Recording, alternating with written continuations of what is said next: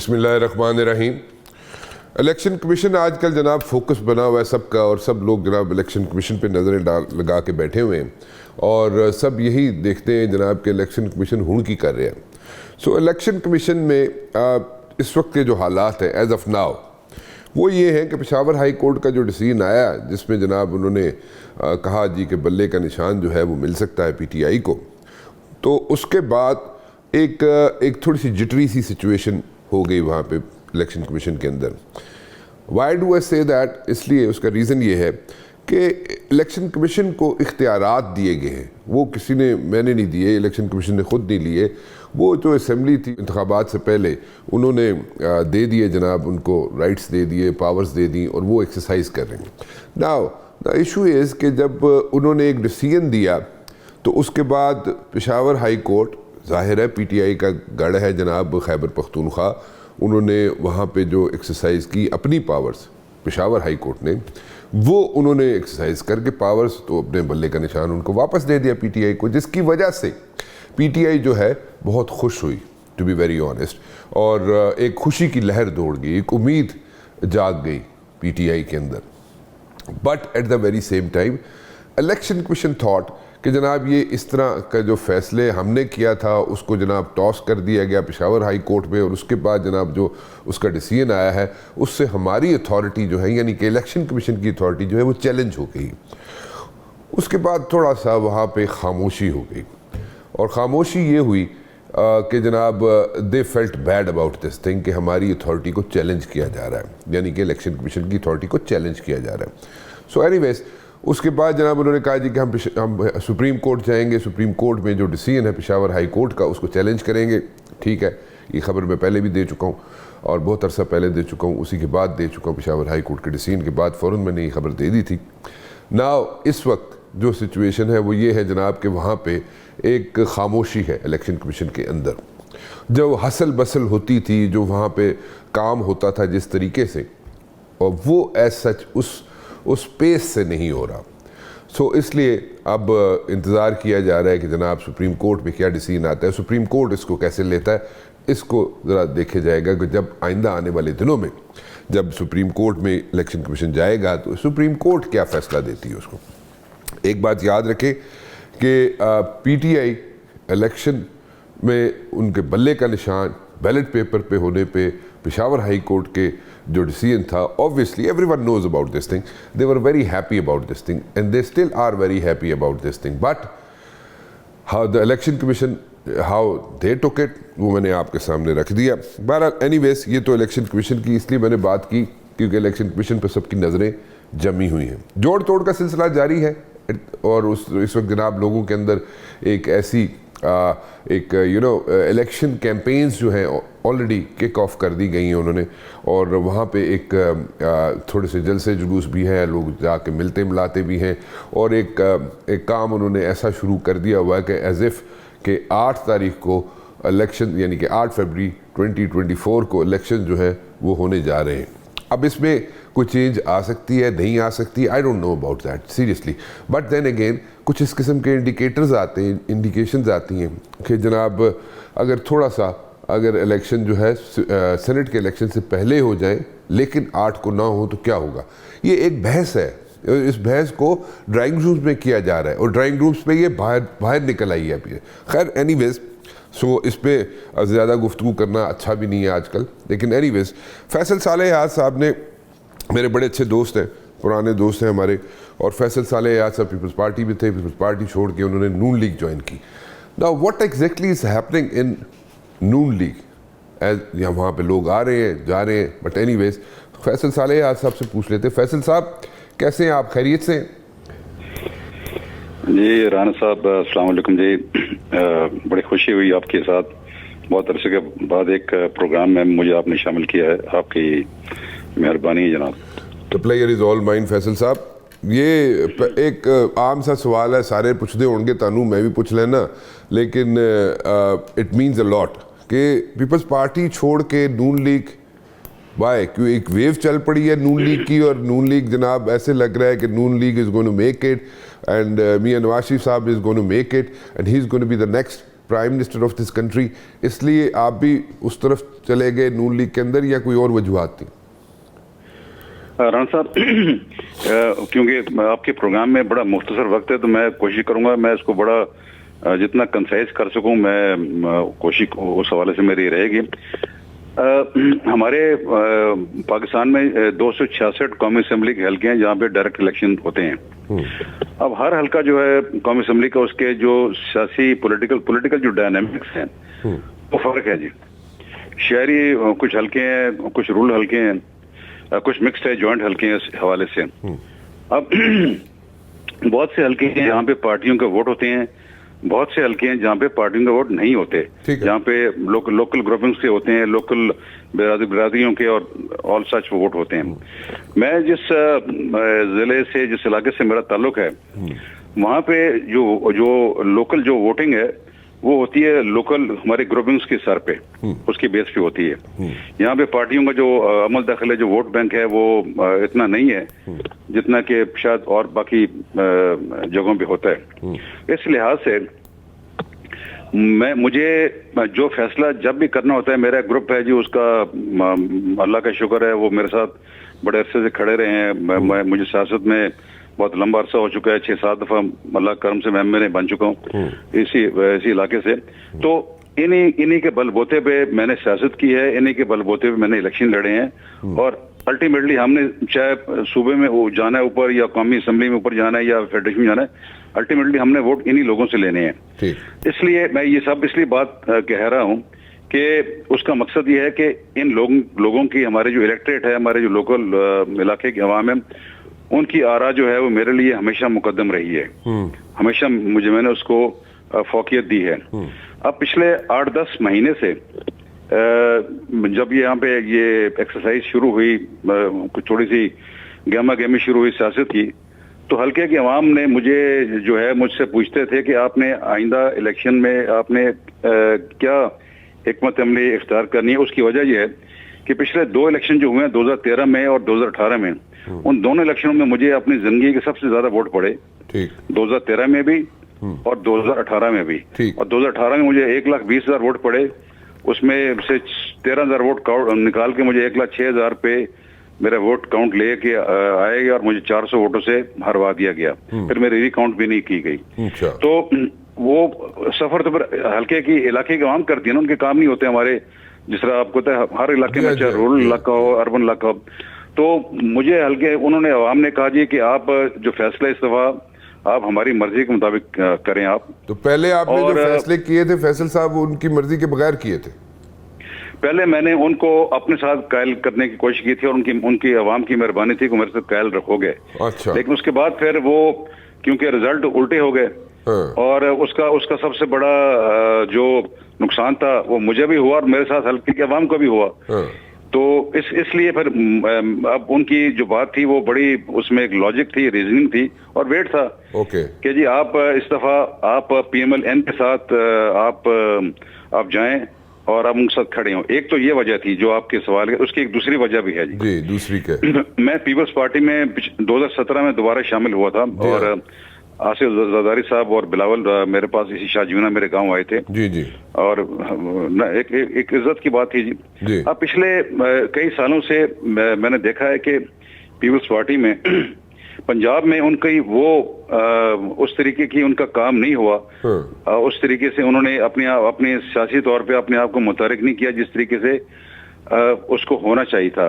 और मेरी एक ताल्लुक भी रहा है आसिफ जरदारी साहब से, वो बड़े इज्जतदार आदमी हैं, कौन अमक सियासतदान भी हैं, और मैं उनको बार बार ये कहता रहा हूँ कि आप पंजाब में अगर आप फोकस नहीं करेंगे तो पहले भी नुकसान हो चुका है, 2008 के बाद मजीद आपको बेपनाह नुकसान होगा।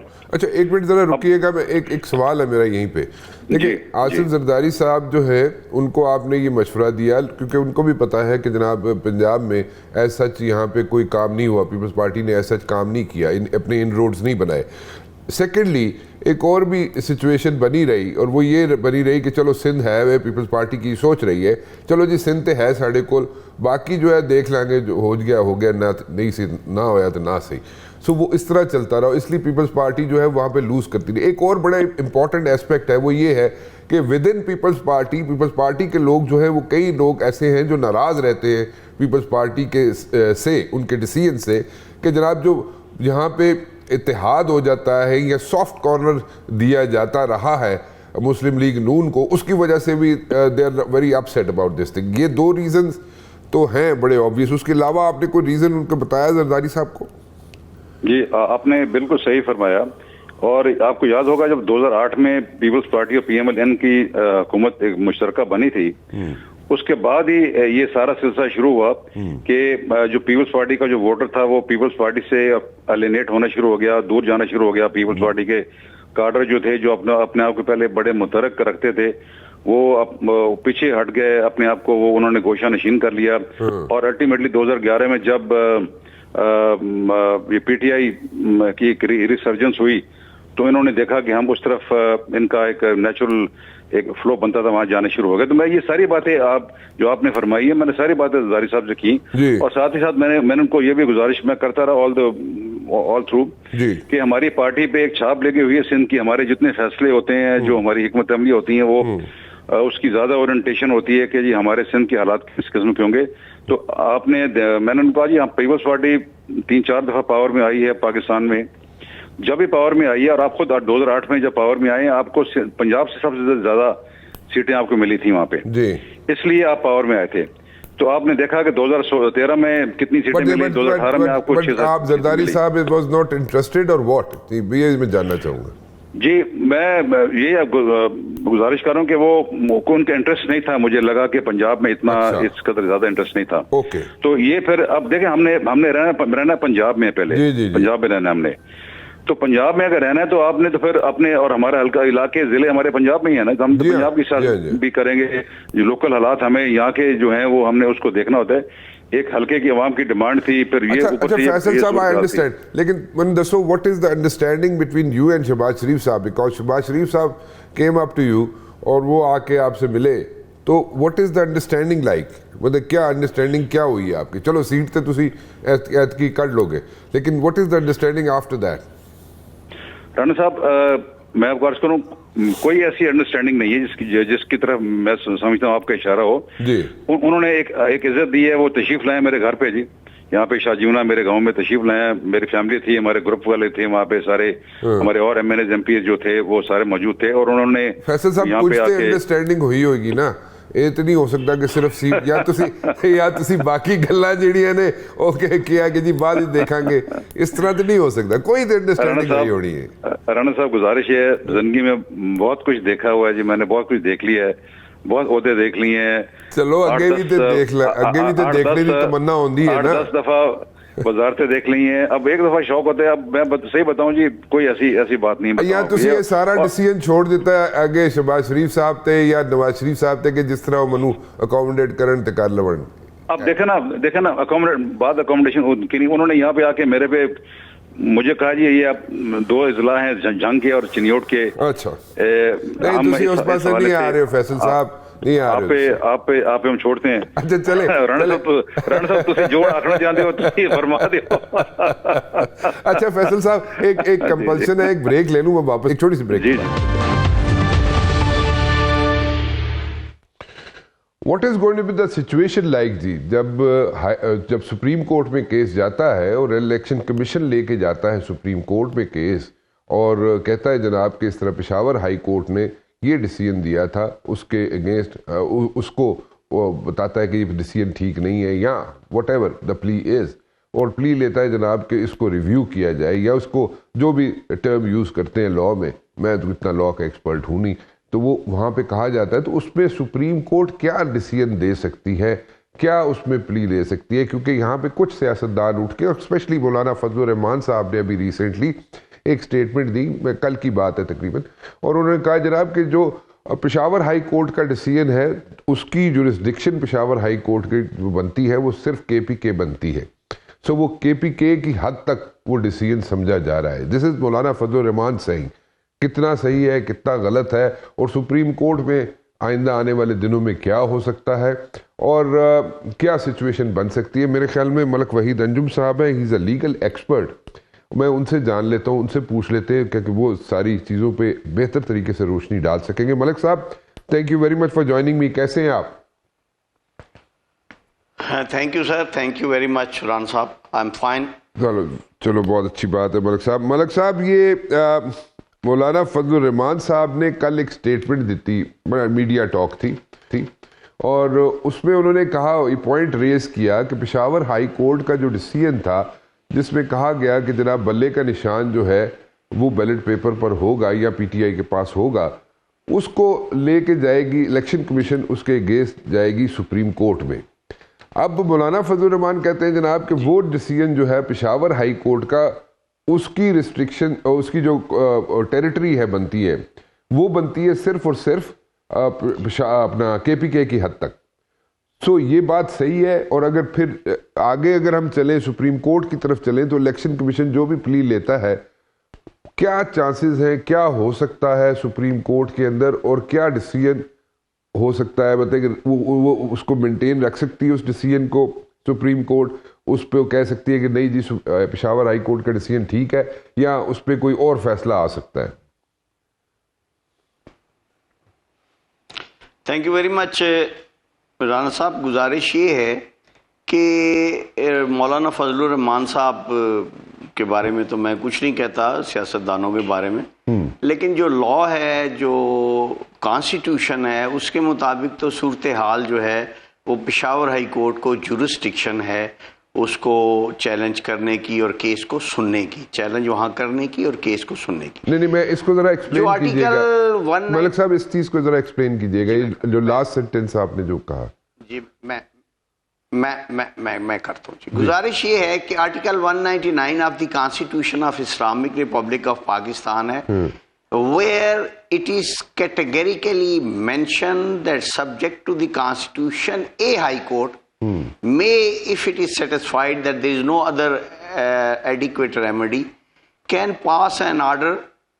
पहला जो उसमें हाई कोर्ट, चारों हाई कोर्ट सूबों की और Islamabad high court, 5 high court हैं, और वहाँ पे जो आर्टिकल 199A1 है उसमें ये है, directing a person performing with in the territorial jurisdiction of the court function in connection with the affair of the federation, A provincial और लोकल अथॉरिटी। तो ये पूरे पाकिस्तान में ये फेडरेशन का केस है, इलेक्शन कमीशन का, और फेडरेशन में जो है वो तमाम चारों सूबे आते हैं, और उन चारों सूबों की कोई भी हाई कोर्ट जो फेडरेशन का केस होगा relating to any issue which is relatable to the federation.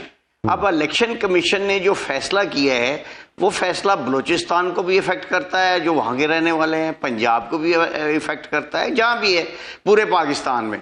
तो जुरिस्डिक्शन जो है फेडरेशन की वो तो तमाम हाई कोर्ट्स को हासिल है। तो पेशावर हाई कोर्ट ये केस सुन भी सकती है और उसमें फैसला भी दे सकती है, और इलेक्शन कमीशन को ये डायरेक्शन भी दे सकती है कि आपने जो ये डिसीजन किया है, ये डिसीजन जो है वो गलत है या सही है, जो भी है।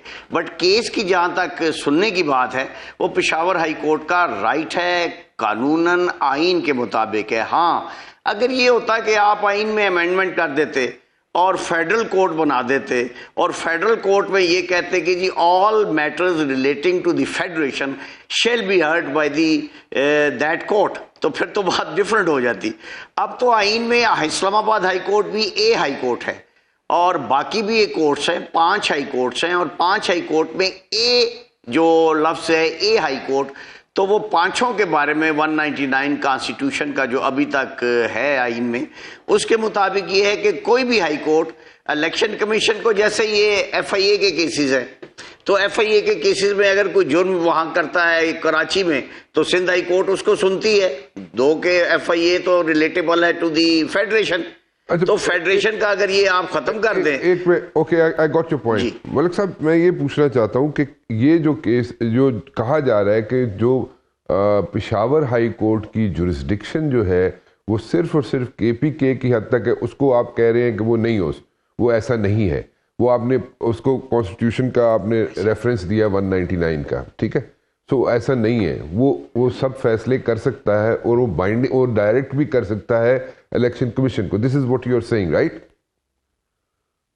सर? अच्छा अब गुजारिश ये है, ऐसे ही है, ऐसे ही है, वो तो क्लियर है जी। मैं एक सवाल है मलिक साहब, मैं जरा थोड़ा सा इसको आगे लेके चलना चाहूँगा। आगे मैं ये पूछना चाहता हूँ कि अगर सुप्रीम कोर्ट जाता है इलेक्शन कमीशन, तो वहाँ पे क्या कह सकता है कि जी उसके पास, यानी कि इलेक्शन कमीशन के पास पावर्स हैं एक्सरसाइज करने की, क्योंकि इलेक्शन कमीशन के पास भी तो पावर्स हैं ना।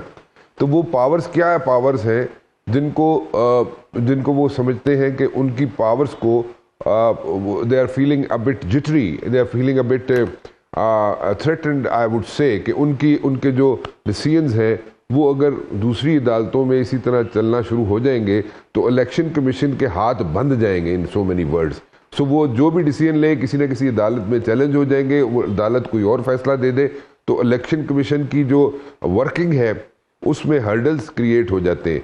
तो इलेक्शन कमीशन की ये पावर्स को बाकी अदालतों में चैलेंज किया जा सकता है, मतलब कि मैं हाई कोर्ट्स की बात कर रहा हूँ, पांचों। सर गुजारिश ये है कि ये बड़ी अजीब सी बात है, जो इलेक्शन कमीशन है ना वो कोर्ट नहीं है, it's a forum, it's a institution, institution of the federal government. वो हाई कोर्ट या सुप्रीम कोर्ट की जो उसकी कॉन्स्टिट्यूशनल पावर्स है वो नहीं है। ठीक। अब इलेक्शन कमीशन अगर कोई फैसला करता है तो पहले लॉ ये था सर कि तमाम हाई कोर्ट्स में और सुप्रीम कोर्ट हाई कोर्ट में चैलेंज किया जा सकता था। बाद में एक अमेंडमेंट आई, if I am not wrong 5 years back, तो उसमें ये हुआ कि the decision of the election commissioner shall be challengeable in the honourable supreme court. अच्छा। उसके बाद फिर अमेंडमेंट आ गई कि जी decision of the election commission जो है वो हाई कोर्ट में भी चैलेंज हो सकता है और सुप्रीम कोर्ट में भी चैलेंज हो सकता है। ओके।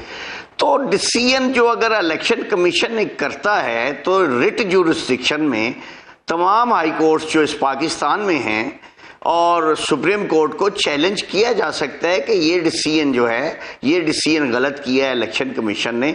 अगर तमाम डिसीजन इलेक्शन कमीशन के चैलेंज ना हो तो इलेक्शन कमीशन जो मर्जी करता रहे, वो तो बात नहीं हो सकती।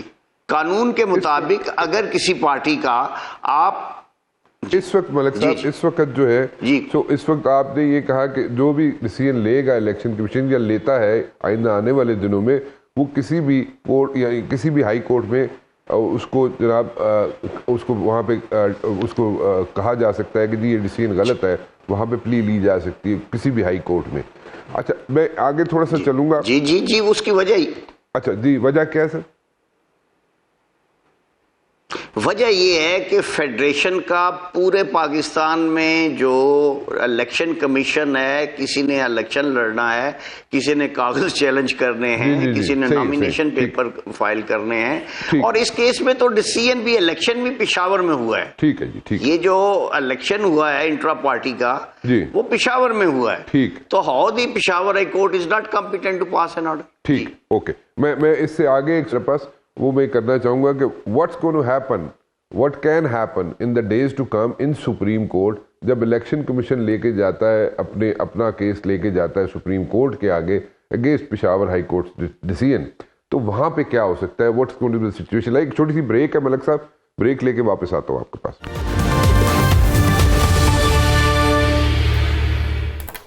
फैसल करीम कुंडी साहब ने मुझे ज्वाइन किया, मलिक वहीद अंजुम साहब भी मेरे साथ मौजूद है। मलिक साहब एक मैं थोड़ी सी क्लैरिफिकेशन कर दूं यहाँ पे, इलेक्शन कमीशन जो है is not challenging the decision of Peshawar high court of election symbol in the supreme court.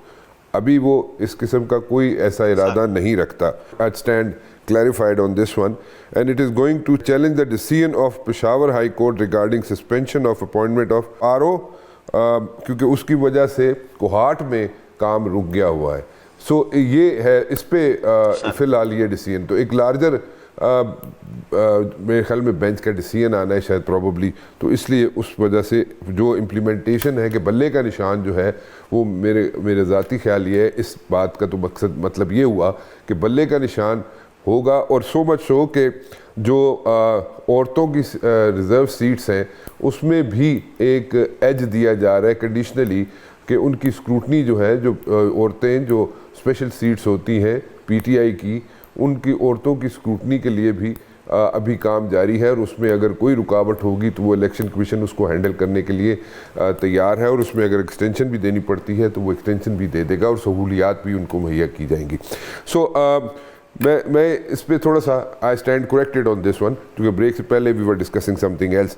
मैं ज़रा पूछना चाहूँगा जनाब मलिक साहब कि मतलब इतनी आसानियाँ पैदा की जा रही हैं पीटीआई के लिए, and things are going towards normality when it comes to like औरतों की स्पेशल सीट्स जो है उनके लिए भी कोई प्रॉब्लम्स नहीं होगी, उनके लिए भी जो स्क्रूटनी होनी है उसमें भी अगर वक्त मज़ीद चाहिए होगा तो वो भी इलेक्शन कमीशन देने के लिए तैयार होगा। Don't you see this is a healthy sign जी? सर गुजारिश है कि जो आसानियाँ पीटीआई के लिए हो रही हैं वो तो राणा साहब आप देख ही रहे हैं। नहीं मैं सिर्फ इलेक्शन मैं इस पर्टिकुलर क्वेश्चन इलेक्शन कमीशन जो जी सर जी मैं सर जी मैं सिर्फ इसकी बात कर रहा हूँ जी, इस केस तो जी रिजर्व सीट पे औरतों की सीटें हाई कोर्ट, हाँ औरतों की सीटें तो राइट है ना उनका, उन्होंने फहरिस्त देनी है।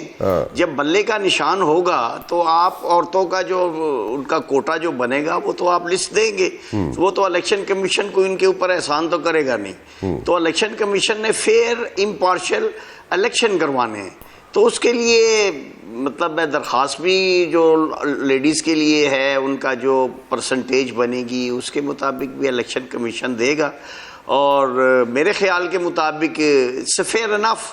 और ये जो बातें कर रहे थे सियासी लोग के जी वो पेशावर हाई कोर्ट की जुरिस्डिक्शन नहीं है और उनकी जुरिस्डिक्शन पेशावर तक है और वो सूबे तक है, तो ऐसी बात नहीं है। Law is very much clear. कोई जजेस को पागल तो नहीं बैठे हुए ना कि जो पिटीशन ले रहे हैं और उसको उस पर फैसला कर रहे हैं, तो ऐसी नहीं करनी चाहिए। जुडिशरी इस मुल्क के लिए राना साहब आखिरी होप है, और हमें जुडिशरी की वो इज्जत करनी चाहिए। डिसीजन होते रहते हैं, कभी बल्ला ले लिया या नहीं दिया या दे कुछ और भी, कोई बात नहीं है। मुल्क की खैर होनी चाहिए, हमने तो मुल्क की बात करनी है, पाकिस्तान की खैर होनी चाहिए। अल्लाह इसको सलामत रखे, ऐसी बात है। आमीन, बिल्कुल सही कहा आपने जी, बिल्कुल ठीक कह रहे हैं मलिक साहब। सो एक चीज़ें बड़ी ऐसे आपने क्लियर कर दी हमें, और उसमें क्लैरिटी दे दी आपने कि जनाब वो जुरिस्डिक्शन जो है वो बनती है। और जो कल से जो कह रहे थे मौलाना फजल रहमान साहब को मैं एग्जांपल इसलिए बार बार दे रहा हूँ कि मौलाना साहब जो है वो कह रहे थे कि जनाब वो उसका पेशावर हाई कोर्ट का डिसीजन जो है उसकी जुरिस्डिक्शन या टेरिटरी, उसकी इम्प्लीमेंटेशन जो है टेरिटरी के अंदर हो सकती है, केपी के अंदर ही हो सकती है, सिर्फ बाहर नहीं हो सकती। सो उसमें आपने क्लैरिटी के साथ बता दिया कि नहीं ऐसा नहीं है, और आपने कॉन्स्टिट्यूशन 199 का भी जिक्र कर दिया कि उसमें जनाब कोई ऐसा प्रॉब्लम नहीं।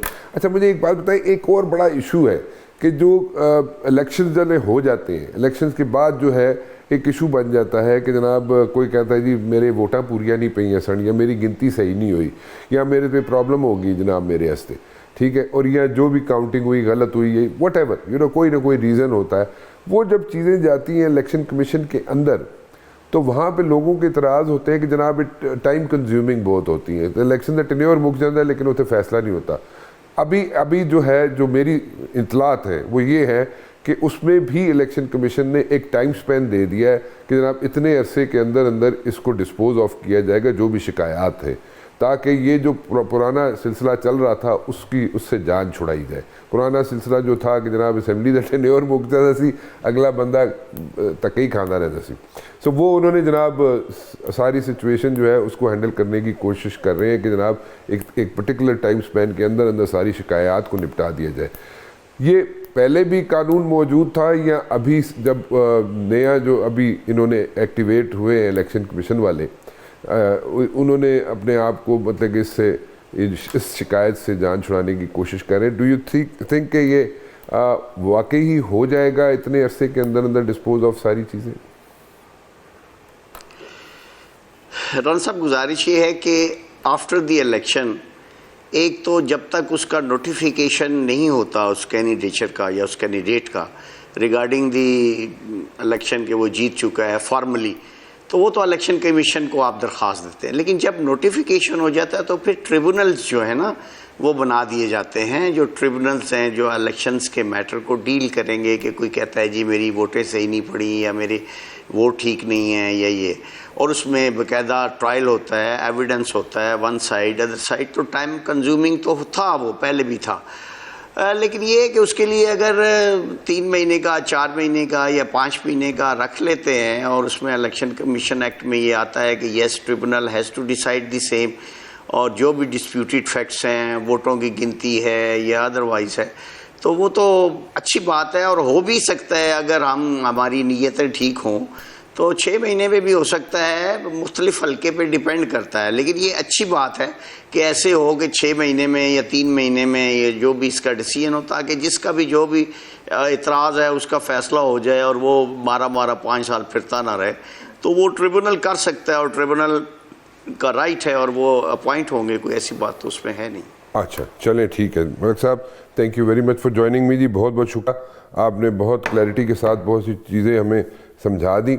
अब एक चीज़ जो है मैं आपके साथ दोबारा शेयर करता चलूँ जनाब, कि बात यह है कि फ़िलहाल election commission is not challenging the decision of Peshawar high court of election symbol in the supreme court. Election symbol यानी कि बल्ले का निशान जो है उसको सुप्रीम कोर्ट में इलेक्शन कमीशन चैलेंज नहीं कर रहा, ठीक है।